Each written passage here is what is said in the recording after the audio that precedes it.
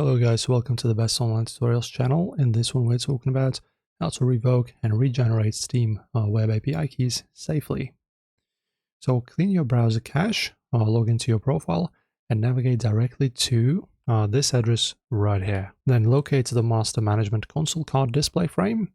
If your account is actively compromised, avoid just regenerating.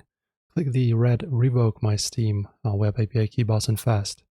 This permanently strips all external application access tokens from your profile data layer within seconds.